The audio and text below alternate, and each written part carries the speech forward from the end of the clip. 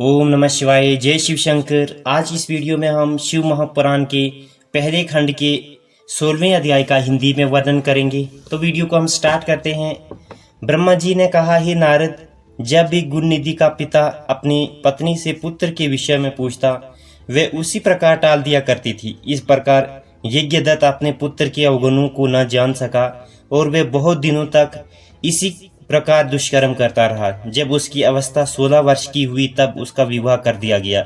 पत्नी भी पतिव्रता, शीलवती एवं सर्वगुण संपन्न मिली। गुणनिधि को ऐसे पवित्र पतिव्रता पत्नी प्राप्त हुई, फिर भी वह अपनी कुसंगति एवं दुष्कर्मों को न त्याग सका।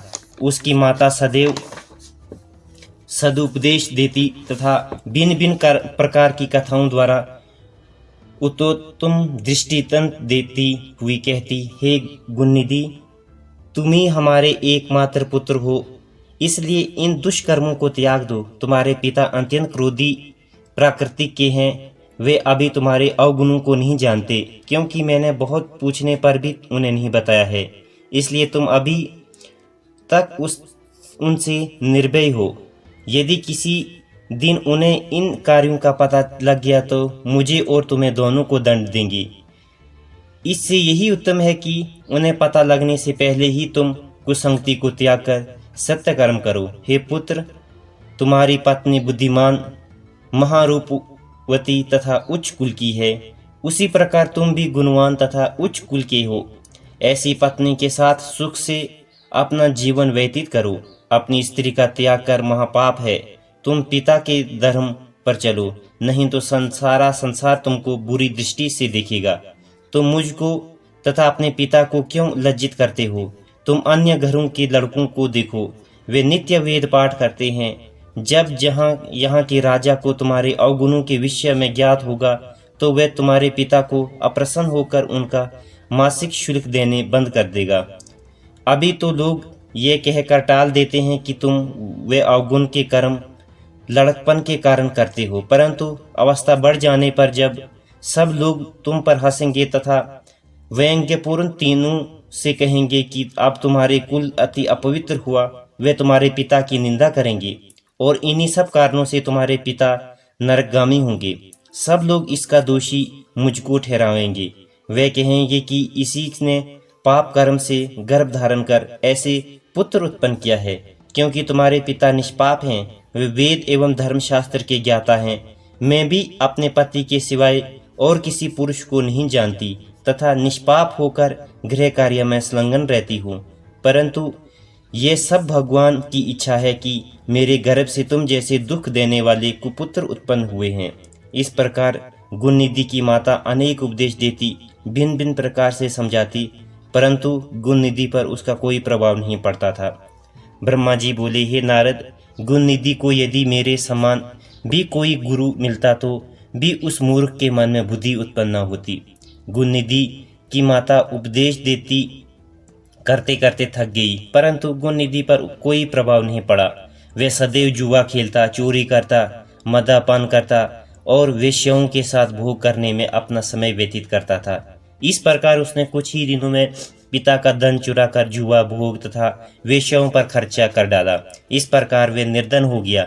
उसके पिता ने, जिसने बहुमूल्य रत्न एवं उत्तम वस्त्र अपनी विदा के प्रभाव से राजा के यहाँ से प्राप्त किए थे, उनमें से कुछ भी शेष न बचा। तब एक दिन गुणनिधि ने अपनी माता को पूरी तरह निद्रा में लिप्त देखकर उसके हाथ में से अंगूठी उतार ली और उसके जुआरियों के साथ दांव पर लगा दिया। जुआरियों ने उस अंगूठी को भी जीत लिया। एक दिन अकस्मात उसके पिता यज्ञदत्त ने उस अंगूठी को एक जुआरी के पास देखकर पहचान लिया। उन्होंने उस जुआरी को एकांत में लेकर जाकर पूछा कि तुमने ये अंगूठी कहाँ से प्राप्त की है? वो जुआरी ने उत्तर दिया, यह अंगूठी तथा इसी प्रकार की अनेक अंगूठियां मेरे पिता के घर में है। जान पड़ता है पराय धन देखकर तुम ललचाते हो। भला तुमने ऐसी चतुराई किससे सीखी है? तब यज्ञदत्त ने क्रोधित होकर उससे कहा, अब तुम हंसी छोड़कर तथा छल आदि को त्याग कर इस अंगूठी के विषय में सत्य सत्य बता दो कि ये तुमने कहाँ से प्राप्त की है। मैंने इसे राजा से प्राप्त किया है। अतः तुम इसे नहीं ले सकते। इस प्रकार जब उन्होंने दृढ़ता से जुआरी से पूछा तो उसने सब सत्य बात उसको बता दी और कहा, तुम मुझको डराते धमकाते क्यों हो? मैंने कोई चोरी नहीं की है। यही क्या, और भी बहुत सी वस्तुएं मैंने तुम्हारे लड़के से जुए में जीती हैं। अनेक रत्न, सोने चांदी के आभूषण, पीतल तांबे आदि के बर्तन जो तुम्हारे घर में थे, अब लोगों ने वे सब तुम्हारे लड़के से जीत लिया है। वे केवल जुआ ही नहीं खेलता, अपुति चोरी तथा वेश्याय गमन भी करता है। जुआरी के ऐसे वचन सुनकर यज्ञदत्त को बहुत आश्चर्य हुआ। वे कपड़े से अपना मुंह लपेटे शोक से रुदन करते हुए अपने घर आए तथा स्त्री से बोले, गुणनिधि कहाँ है तथा मेरी अंगूठी कहाँ है?